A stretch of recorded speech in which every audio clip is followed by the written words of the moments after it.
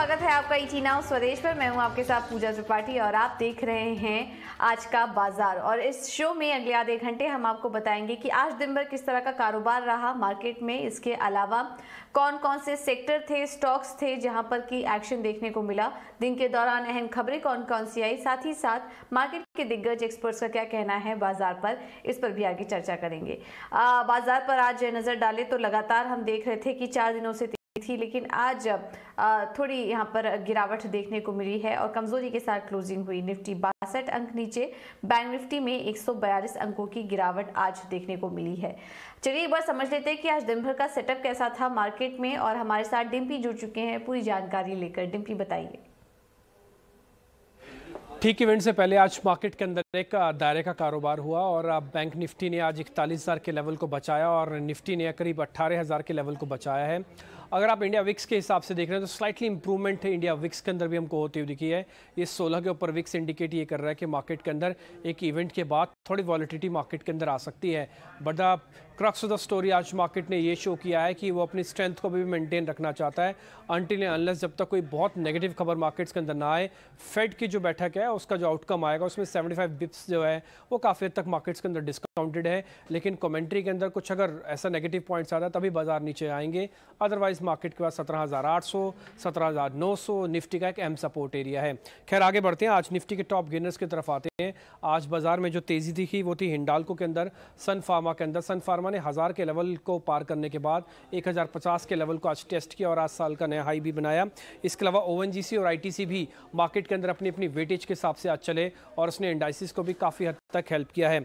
आते निफ्टी के top losers counters पे तो भारतीय एयरटेल के अंदर आज प्रॉफिट बुकिंग हमको होती हुई दिखी है। अपोलो हॉस्पिटल, मारुति जैसे शेयर्स के अंदर बैक टू बैक नंबर्स के बाद कुछ प्रॉफिट बुकिंग आती हुई दिखी है। आयशर मोटर और इन्फोसिस भी वो शेयर्स थे जिन्होंने आज निफ्टी पर दबाव बनाने का काम किया। आ जाते हैं 52 वीक हाई, साल का हाई किस शेयर ने लगाया? सन फार्मा आज साल का हाई बनाने वाला एक शेयर बना। ये 1000 के ऊपर काफ़ी स्ट्रॉन्ग है और काफ़ी एनालिस्ट इसको 1100 तक का टारगेट दे रहे हैं। इसके अलावा आईटीसी ने भी आज करीब 1 से 1.25% की तेज़ी के साथ आज साल का नया हाई भी टेस्ट कर दिया। वॉल्यूम शॉकर्स की बात करें जहाँ पे वॉल्यूम थोड़ा एक्स्ट्राऑर्डिनरी हमको ज़्यादा दिखे वो था आयशर मोटर और साथ ही अदानी पोर्ट्स। कोई नंबर्स के बाद का इसका रिएक्शन आना था, इसलिए स्वाभाविक है इसके नंबर्स आज हमको वॉल्यूम के तौर पर भी थोड़े ज़्यादा ही बनते हुए दिखे हैं। मिड कैप श्रेणी अगर आप चेक करेंगे आज बाजार की तो यहाँ पे वैसे भी इंडाइसिस अपने ऑल टाइम हाई से थोड़ा दूर है, लेकिन मिड कैप और स्मॉल कैप में आज जो के टॉप गेनर शेयर है वो था रेडिंगटन। ये शेयर काफ़ी स्ट्रॉन्ग मूव आज दिखाता हुआ दिखा। मजगांव डॉक और इसके अलावा शारदा क्रॉपकैम जैसे शेयर्स के अंदर भी काफ़ी अच्छी हमको स्ट्रेंथ बनती हुई दिखी है। मिड कैप की अगर आप लूजर्स की कैटेगरी चेक करें तो एलआईसी हाउसिंग, आपको पता है कि ये पोस्ट नंबर्स इसने तेज़ गिरावट आई और आज मिड कैप कैटेगरी सबसे ज़्यादा तेज़ी से गिरने वाला ये शेयर बन गया। इसके अलावा चंबल फर्टिलाइजर, देवयानी जैसे कुछ एक और शेयर्स थे जहाँ पर आपको आज लाल निशान दिखा होगा। इसके अलावा जो साल का हाई है मिड कैप श्रेणी में उसकी अगर आप कैटेगरी चेक करेंगे तो मजगांव डॉक के अंदर आज का साल का हाई लगा। कोचिन शिपयार्ड भी ऐसी कैटेगरी का एक शेयर है जहां पर आज साल का हाई बनते हुए दिखा। तो नटशल में आज का मार्केट इवेंट से ठीक पहले ठहराव वाला मार्केट है और देखते हैं कि फेड की बैठक के बाद बाजार कैसे प्ले करता हुआ दिखेगा। बिल्कुल, बहुत बहुत शुक्रिया डिम्पी आपका ये सारी जानकारी देने के लिए। तो ये तो था मार्केट का सेटअप आज के लिए। और आज हमने देखा कि अच्छी शुरुआत हुई थी, लेकिन उसके बाद निफ्टी 18,100 के नीचे बंद हुआ और आईटी ऑटो से ने आज दबाव बनाने का काम किया बाजार में। चलिए अब आगे बढ़ते हैं और इस बीच किन स्टॉक्स में एक्शन था और कहां भारी गिरावट थी इस पर भी एक बार नजर डाल लेते हैं, क्योंकि काफी सारे स्टॉक्स ऐसे थे जो कि खबरों के चलते, नतीजों के चलते आज वहां पर हमने देखा कि काफी ज्यादा उतार चढ़ाव था। एलआईसी हाउसिंग फाइनेंस में आज 10% की भारी गिरावट देखने को मिली। गिरावट का कारण बता रही है उपासना बताइए। एनआईसी हाउसिंग फाइनेंस की बात करें तो काफ़ी वीक नंबर्स आए हैं और जिसके जाते हुए हमने क्लियरली देखा कि स्टॉक रिएक्शन क्या था। स्टॉक ऑलमोस्ट 10% डाउन था और हमने देखा कि बिगेस्ट सिंगल डे डिक्लाइन था जो कंपनी ने रिपोर्ट किया in terms of its stock movement 18 मई 2020 से लेकर। अगर नंबर्स की बात करें तो एनआईए ऑलमोस्ट 28% डाउन था सीक्वेंशली और 0.8% down Y on Y basis पे। अगर निम्स देखें तो निम्स में काफ़ी स्ट्रेस दिखाई दे रहा है। निम्स ऑलमोस्ट 40 बेसिस पॉइंट्स का डिक्लाइन है, 1.8% वर्सेस 2% ऑन वाई बेसिस, जिसके जाते हुए इंटरेस्ट इनकम में भी डिक्लाइन आया है ऑलमोस्ट 4% का, जबकि डिसबर्सल ग्रोथ ऑलमोस्ट 10.4% की आई है। अगर लोन ग्रोथ की बात करें तो लोन ग्रोथ सिर्फ 10.4% पे आया है ऑन वाई बेसिस। और अगर ऑपरेटिंग एक्सपेंस की बात करें तो वो भी काफ़ी हाई दिखाई दे रहे हैं, जिस driven by mainly employ cost. अगर पैट की बात करें तो पैट काफ़ी कम आया है स्ट्रीट के एस्टिमेट से, और प्रोविजंस भी काफ़ी हाई आई है जो ऑलमोस्ट अप है 21% ऑन क्वार्टर बेसिस। ये सारे फैक्टर्स के जाते हुए हमने काफ़ी वीक सेट ऑफ नंबर्स देखे हैं LIC के इन इट्स Q2 FY23, जिसकी वजह से ये स्टॉक रिएक्शन देखने को मिला है। ऑलराइट, तो ये थी LIC हाउसिंग फाइनेंस में गिरावट की बड़ी वजह। नतीजों के बाद हमने देखा भारी गिरावट स्टॉक में देखने को मिली और वजह उपासना अभी बता रही थी। इसके अलावा आप सीमेंट सेक्टर पर भी एक चैनल चेक ले लेते हैं और यहाँ पर मानसी ने कुछ रिसर्च की है। इसमें हम ये आपको बताएंगे कि सीमेंट के दाम में आगे और कितनी बढ़ोतरी देखने को मिल सकती है। मानसी बताइए।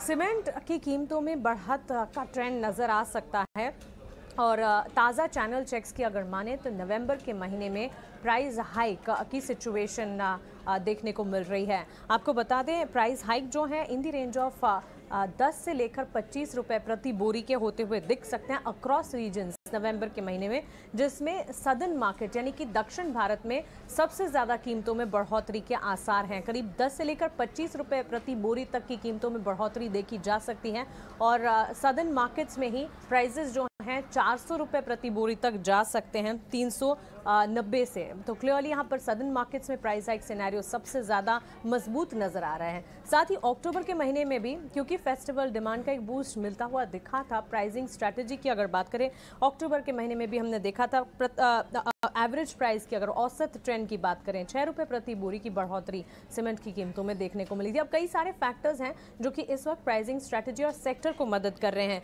एक तो लो कॉस्ट पेटकोक इन्वेंट्री है, साथ ही आपको बता दें ऑपरेटिंग लेवरेज जो कि बेटर डिमांड कंडीशंस के साथ देखने को मिलेगा। मॉनसून सीजन के बाद डिमांड सिनेरियो जो है वो बदलता हुआ दिखेगा और साथ ही फेस्टिवल इम्पैक्ट भी है जो कि सेक्टर पर दिख सकती है। तो क्लियरली अक्टूबर में एक बार प्राइस हाइक जरूर दिखा था, लेकिन अब नवंबर में जो है प्राइस हाइक की स्थिति या सिचुएशन जो है वो और मजबूत होती दिख सकती है। ये है लेटेस्ट चैनल चेक्स का मानना। ऑलराइट है, तो ये थे सीमेंट सेक्टर से जुड़ी खबर। अब फोकस करते हैं कुछ नतीजों पर और आज हमने देखा इसके कल आने वाले नतीजों पर फोकस करते हैं और कल हीरो मोटोकॉर्प अपने नतीजे घोषित करेगी। क्या अनुमान है नतीजों से ये समझ लेते हैं और हमारे साथ आशीषा जुड़ चुकी हैं पूरी जानकारी लेकर। आशीषा बताइए। हीरो मोटोकॉर्प से muted set of numbers expected है इस क्वार्टर में। रेवेन्यूज 8,800 करोड़ के आसपास आ सकते हैं जो 5% का ग्रोथ होगा क्वार्टर ऑन क्वार्टर बेसिस पर। मार्जिन्स की बात करें तो मार्जिन्स 12% पर एक्सपेक्टेड है वर्सेस 11.2% मार्जिन्स जो कंपनी ने प्रीवियस क्वार्टर में रिपोर्ट किए थे। ईजिंग रॉ मटेरियल प्राइसेस और प्राइस हाइक्स जो कंपनी ने लिए थे इस क्वार्टर में, उसी के चलते मार्जिन एक्सपेंशन एक्सपेक्टेड है। याद रखें चिप शॉर्टेज के चलते प्रोडक्शन पर इम्पैक्ट देखने को मिला था और उसी के चलते रेवेन्यू ग्रोथ इस क्वार्टर में म्यूटेड है। वॉल्यूम्स की बात करें तो 1 से 2% का वॉल्यूम ग्रोथ कंपनी ने रिपोर्ट किया है क्वार्टर ऑन क्वार्टर बेसिस पर। एंट्री लेवल सेगमेंट की डिमांड काफ़ी वीक नज़र आ रही है। रियलाइजेशंस में 1 से 2% का ग्रोथ देखने को मिला और एवरेज सेलिंग प्राइस में भी एक इंक्रीज देखने को मिला 3 से 4% का सीक्वेंशियल बेसिस पर और उसी के चलते रियलाइजेशंस में ग्रोथ एक्सपेक्टेड है इस क्वार्टर में। आउटलुक की बात करें तो सेमीकंडक्टर सप्लाई सिचुएशन अभी अच्छी होती हुई नज़र आ रही है और इसी के चलते production second half of the year में इम्प्रूव होगा और उसी के चलते नतीजों में भी इम्पैक्ट देखने को मिल सकता है। की मॉनिटरेबल्स की बात करें तो channel inventory levels, demand outlook और कंपनी के ईवी के पे क्या प्लान्स है उस पर नज़र रहेगी। So all in all Hero MotoCorp से इस क्वार्टर में weak set of numbers expected है। ऑलराइट, तो ये थी आशीषा हीरो मोटोकॉर्प के नतीजों का अनुमान आपके सामने अभी हमने रखा। चलिए अब एक और नतीजे पर फोकस करते हैं और NBFC स्पेस की दिग्गज कंपनी HDFC लिमिटेड के भी कल नतीजे आने वाले हैं। क्या अनुमान है नतीजों से ये भी समझ लेते हैं। उपासना हमारे साथ जुड़ चुकी हैं पूरी डिटेल्स के साथ। उपासना बताइए। हम काफ़ी अच्छे नंबर्स एक्सपेक्ट कर रहे हैं HDFC लिमिटेड से अपने Q2 FY23 नंबर्स में। NII में हम एक्सपेक्ट कर रहे हैं 13% growth on YoY basis, PAT में हम एक्सपेक्ट कर रहे हैं 11% ग्रोथ ऑन YoY बेसिस और PPO की बात पीपीओपी की बात करें तो वो हम एक्सपेक्ट करें 5,689 करोड़ पे। AUM ग्रोथ की बात करें तो वो भी काफ़ी हेल्दी दिखाई देगी, double digit approximately 16% YOY basis पे। डिसबर्समेंट्स भी काफ़ी स्ट्रॉन्ग हम एक्सपेक्ट कर रहे हैं, इंडिविजुअल लोन्स में दिखाई दे सकती है। स्ट्रॉन्ग कलेक्शंस और सिग्निफिकेंट प्रोविजंस की वजह से क्रेडिट कॉस्ट काफ़ी कंट्रोल्ड रह सकता है। और मार्जिन्स की बात करें तो मार्जिन्स भी काफ़ी स्टेबल दिखाई दे सकती है सीक्वेंशली। मार्जिन्स हम एक्सपेक्ट करें 2.68% पे फ्रॉम 2.6% इन Q1 FY23। अगर की फैक्टर्स की बात करें तो कंपनी का आउटलुक ऑन डिमांड, कंपनी की commentary on asset quality trends in non individual segment और कोई भी मर्जर रिलेटेड अपडेट, ये तीनों चीज़ हम काफ़ी क्लोजली देखेंगे मैनेजमेंट कमेंट्री में। सो ऑल इन ऑल हम एक्सपेक्ट कर रहे हैं कि HDFC लिमिटेड अच्छे सेट ऑफ नंबर्स पोस्ट करेंगे। बिल्कुल, बहुत बहुत शुक्रिया उपासना ये सारी जानकारी देने के लिए। तो ये थे HDFC लिमिटेड से अनुमान। चलिए फिलहाल इस बुलेटिन में इतना ही, लेकिन आप बने रहिए टी नाउ स्वदेश के साथ। खबरों का सिलसिला अभी जारी रहेगा। नमस्कार।